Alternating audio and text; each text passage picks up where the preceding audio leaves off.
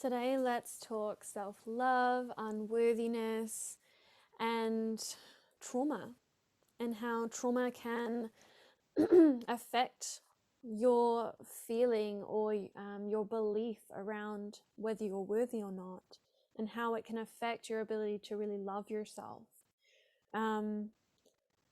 So trauma comes in so many forms.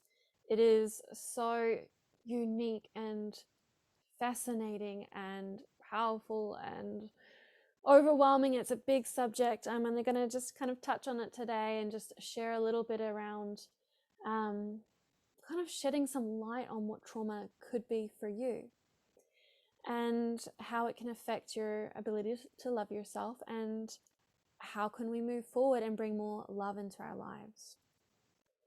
So many of us are feeling quite disconnected. We have this inner critic inside that likes to put ourselves down often and beat ourselves up and tell us we're not good enough, or we're not doing enough, or we're not being enough, or whatever it wants to do. And many of us don't really feel like we have trauma, or a lot of it that really helps us to make sense of this. Like, why am I like this? Why am I depressed? Why am I anxious? Why am I hating on myself? Why am I beating myself up? Why do I feel so down? A lot of us don't feel like we really have a right to feel our feelings. And for me on my journey, it was quite interesting because I was depressed and anxious for a very long time, and it never made any sense to me. I was like, I've had it pretty good. I've always had a roof over my head. I've been fed. Like, my parents are still together. I know they love me. And I was like, surely I should be okay. This doesn't make any sense. Why am I the kid in school that can't speak? And I'm looked at like I'm this weirdo because I freeze up anytime someone says hello. But then everyone else just looks like they're absolutely fine, and inside I'm screaming. And it never made any sense to me. And then I started studying psychology in high school, trying to make some sense of it. I was like, if I understand, maybe I can fix me, because obviously I'm broken and this has to be fixed. And so for a long time, I was trying to fix something that I thought was broken, and it took me a long time to realize I wasn't broken. I was hurting, and I was aching to be seen. I was yelling out in all the ways that I knew for someone to see me, and no one ever did. Not what was really going on, like deep in my being. And it was quite hurtful. It felt really alone. I felt really alone and disconnected. And I didn't know what was going on, and this kind of perfectionist in me stopped me or prevented me from reaching out to anyone, because I didn't want anyone to know how broken I was or how much was wrong with me. And I didn't want them to think certain ways or to judge me for what I was feeling. And I didn't even understand. I didn't label it as depression or anxiety, because I didn't even really know what those things were. I just knew that I was in pain and suffering deeply. It took me until about 3.5 years ago to actually really start to step into understanding. My kind of healing, awakening, spiritual journey started more about 8 years ago, but it was just, I jumped into the law of attraction and trying to manifest a new life without really unraveling the life that I had co-created, and the belief systems, the habits, the trauma, the feelings. I tried to really spiritually bypass my feelings because they were too painful. And I didn't have that support system to help me go through that. And so when the spiritual bypassing wasn't working, the book wasn't working, I wasn't getting the high from spirituality, from my yoga, my meditation, or whatever it was that I was using, I would go to partying, and I would drink too much and party until early hours in the morning, night after night after night. And this went on for quite a while, where I'd kind of jump in between the two. I'd come out of the party scene, I'd be like, yeah, I'm getting back into spirituality. It wouldn't work, I'd go back to partying. And then I'd come back and go back and back. And I played this game for about 5 years until I stumbled into my first breathwork journey. And it was the first time that I actually felt something. And so what I noticed, that even though a lot of my journey was full of these highs and these lows and these like pain, and I was like depressed one moment and then I was like kind of partying and high on life, it was never really authentic. It was never really me feeling what was true inside of me, the pain and the desire and the passion that was like so stuck deep below all of this pain. And because of all of these layers and this heaviness and all this stuff that was repressed and suppressed in my being, I was never really able to love myself. I never felt worthy or good enough or deserving. And no matter how much I tried to prove myself, to get that external validation for someone else to tell me that I was good enough, and even if they did, I wouldn't believe them. But no matter what I did, nothing ever seemed to work. Nothing ever seemed to stick. And it wasn't until I started to dive into the world of understanding trauma, of learning how to feel and express. And I remember the beginning of my breathwork journey about 3.5 years ago. I wasn't looking for it. I didn't know it existed. I thought it was a meditation that I walked into, and I had a very rude awakening. It ended quite euphorically and blissfully, but I left that workshop very raw, very open and vulnerable, and all these emotions just flowing out. And it was so overwhelming, and I didn't have the support system in place to support me through that. And so it actually went from that into going into some really dark places that I didn't know how to get out of. And I did my breathwork practitioner training, and same thing again. I went really deep. I had these huge releases, and I was like, whoa, this makes sense now. I get why I've been depressed for so long and anxious and all of the things. It all started to make sense, because I started to feel all this stuff that I was holding and carrying with me. I'm like, no wonder I've been so depressed. I'm tired. I'm exhausted from holding all this stuff. And yes, I'm so like, there's not even words to explain how I felt to release that weight, that baggage, but also in a way that I was embracing it. I wasn't there to get rid of anything. I wasn't there forcing it. It was just me feeling and embracing it. And through the embracing of my emotions and my feelings and validating myself, I was able to liberate myself, and that energy was released. And I no longer was holding it down, using all my energy to suppress it. Do you know how much energy it takes to hold energy in your body? Energy is designed to move. Let it be free. It wants to be free, but it can be so scary, especially when there's so much stuff. It can feel like, if I go into this, I don't think I'm going to be able to get out. I don't think I'll survive this. And that's why having a support system, a coach, a mentor, a friend, someone to hold your hand when it gets real tough, when you're going into those deep layers. Is there someone that can hold space for you, that can listen to you? Do you know how important and how powerful it is when you share, how healing that is? To do it alone, I don't think it's possible. Like, for me, we are beings of connection. We thrive in community. We need others.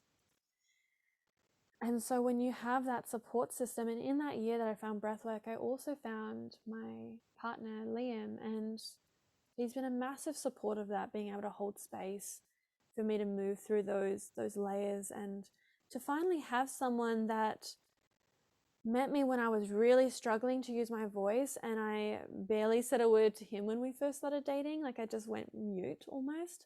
And for the first time, to have someone not judge me for that. I've had guys in the past that have run away or like left, or like because it's like, why aren't you talking to me? This is weird. You should just talk to me. Why don't you just tell me? And I'm like, I'm choking. Like, I can't even get the words out to tell you that this is a freeze response, because I don't even know why this is happening. And I go into such deep shame around it, of like, there's obviously something wrong with me. They can see it. I can see it. And it took me going on this journey that has been really intense, painful, challenging, but the most liberating experience that I've ever had. To really finally be able to feel and feel fully. The good and the bad, if you want to label them. And so I share that because I am someone that was brought up in a pretty good home. And it didn't make sense why I was feeling these things. And why I wasn't able to love myself. And why I wasn't able to create the life that I wanted because I didn't feel worthy of it. I didn't feel abundant. I didn't feel worthy of the amazing life that I was envisioning for years and years. I didn't feel worthy of the things on my vision board and all of that. And so this is really something like a self-inquiry for you to come into. What am I holding inside? What emotion am I not allowing myself to feel? Because you'll find that when you start to give yourself permission to feel, and when you start to validate yourself and your feelings, that's when you're going to liberate this energy and be able to come into deeper states of self-love. I really resonate, and I've shared this many times.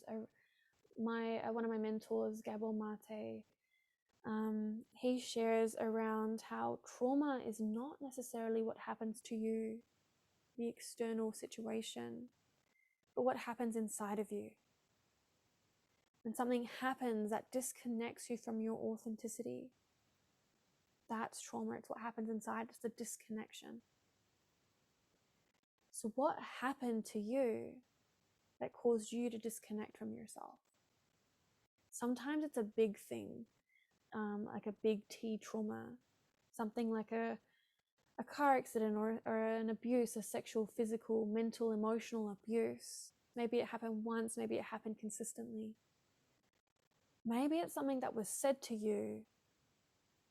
Maybe it was something that wasn't intentional, but something that someone said or the way that they acted made you feel something about yourself. You made it mean something about you.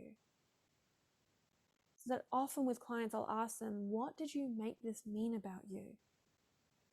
Often something happened or something was said and we made it mean that I'm not lovable, I'm not worthy.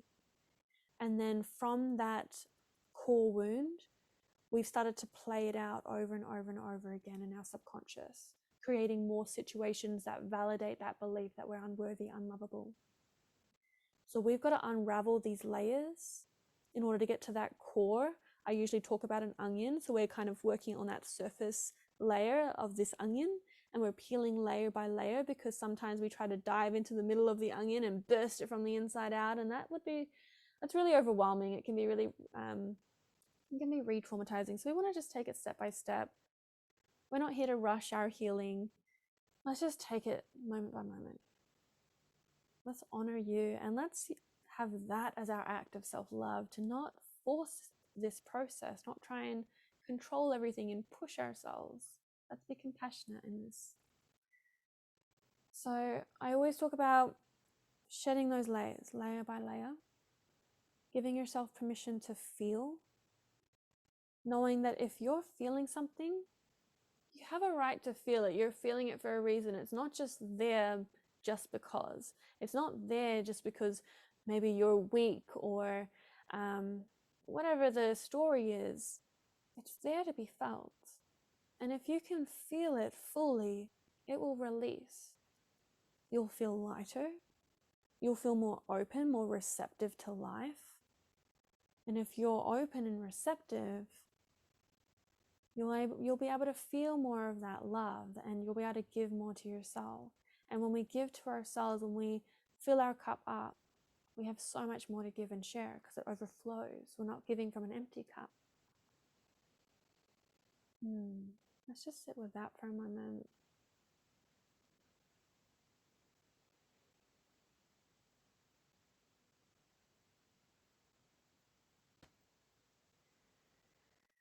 Let's take a deep breath together. In through the nose, sighing out the mouth.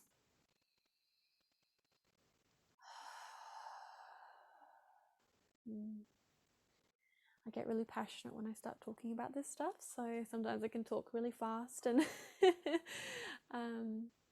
yeah, I just love to share. And now that I can use my voice, I really love to use it.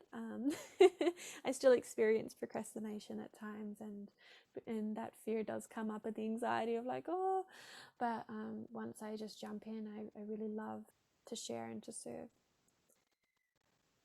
So the other thing I want to share around this topic of trauma, self-love, and worthiness is that sometimes, or often, it's coming from a place of protection.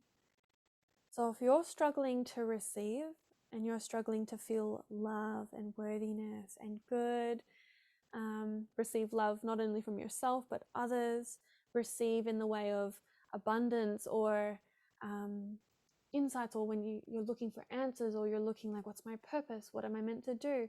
We struggle to receive when we've got these barriers up. These barriers come from trauma and wounds as well. So if you were hurt or wounded, or something again was said, and you have this belief, and you had to create these walls around your heart and yourself to protect yourself, those walls prevent yourself from receiving. So if something is coming at you, something that's really good, like an opportunity or love or kind words or a smile or anything that's going to light you up, it almost like bounces off that wall and kind of goes elsewhere, and we don't even notice. We're so closed off, and we're so focused on what's going wrong in life, or what we're not getting in life, or how it's not working for us, or whatever we're focused on, and we miss all these opportunities, all this beautiful energy that wants to come into your being, wants to come in to support your healing and your opening, your softening. So that's the other important part around doing the trauma work, doing the healing work, going into the shadows and really feeling the emotions. And feeling emotions that are held in your body aren't all like quote unquote negative. They aren't all grief and sadness and anger and pain. There's also joy, bliss, pleasure, and good feelings like waiting to be felt in there, because you can't block out one without the other. So just know that it took me a little bit to get there. It felt a little bit like Pandora's box for me. There was just so much stuff that I was holding in, but there was a point on my journey of this deep healing that all of a sudden I started to feel joy, and it came in quite subtly. So it wasn't like this going into like those intense highs and lows that we tend to jump from. It was kind of like I went deep. I went really into the depression that I wasn't allowing myself to feel, and I really sat with it. And then I started to gently lift. I went from kind of boom, boom, boom, like up really high and then down really low. I went like into a gradual, subtle rising up. And what was really amazing about this was I felt every moment of that rising up. It was so powerful. And I was like, this is different. Something has shifted, something has transformed in me, because this is like nothing I've ever felt before. And I felt myself rising. And I got to this place of balance, of neutrality, of ease. And this dark cloud lifted off me that had been on me for a very long time. And after that, I started to feel like a deep sense of peace. Like I could meditate without even trying to meditate. I wasn't even labeling meditation. I wasn't, oh, I'm going to meditate now. My life became meditation. And this was happening in my pregnancy as well, which I'd love to share more about at another time. And then I started to experience joy for the first time. And in that, I realized how much I was blocking myself from joy. After that, I started to feel self-love. It started to trickle in. It was a very gradual process. It was really the entirety of my pregnancy that this was happening. And as I came out the other side of my birth, I had some challenges, for sure. Some healing post-birth. But it was probably after the 4th trimester that I felt like I really landed. and the ability to love myself started to come through. I'm not going to say that it was just, oh, yep, I reached self-love and it was all like great and I never had to experience the darkness again. Those things still come up. But when you love yourself, when you've got yourself, when you can support you, when you can be there for you and give yourself the permission to feel, you don't get stuck in those deep, dark holes and clouds and those times where you just can't get out of bed or you just want to binge watch Netflix like for months kind of thing. Like that's where I was for quite some time, or reaching for the bottle in my case and things like that. Like I didn't feel like I had to go down that path anymore. I felt like, you know what, I'm feeling pretty shitty. Let me just be with this. And sometimes it'd be a couple of hours, a couple of days, and rarely it was longer than a couple of days. Sometimes when I was going really deep and it was quite a deep healing process, it might go for about a week or a bit longer. But that compared to months and years, like, hallelujah, like, woo!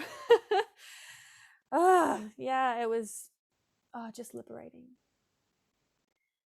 So I hope that you received from this call just to give a little bit of insight around the power of feeling your feelings, the power of going into those dark spaces that a lot of us are deeply afraid to go into. And a lot of us will resist doing the work, or we might kind of go into it and then run away. Oh, I've done that. That's done now. Tick the box.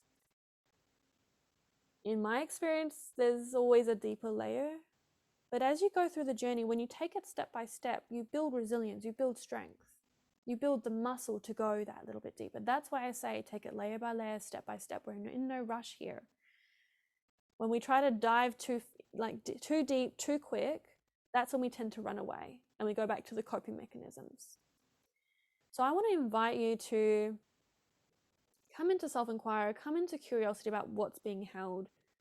Can you give yourself permission to feel even just a little bit? Again, one step at a time. When you feel maybe some anxiety or some overwhelm coming up, can you ask yourself, what am I really feeling here? Can I take a moment for me? And can that be your act of self-love today, every day for the next 7 days or next 30 days? Can you just become curious about your experience? Let go of judging it or labeling it or making it mean something. If I'm feeling this, it means this about me.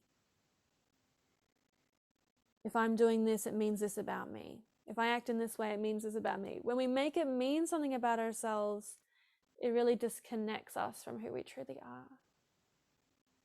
It can be really disempowering, depending on what we're making it mean about ourselves. There's definitely some empowering ones in there, but can we just start by bringing some awareness to those beliefs that we have, to the emotions that are held in our body right now?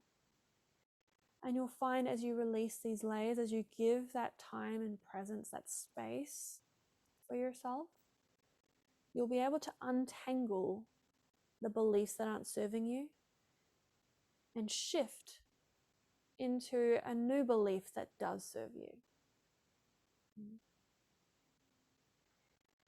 As always, thank you for being here. I so honor that you've taken the time to be here, to listen to what I have to share, and I trust that you received exactly what was needed at this time. Thank you for being here. Thank you for being you. I'm sending you so much love.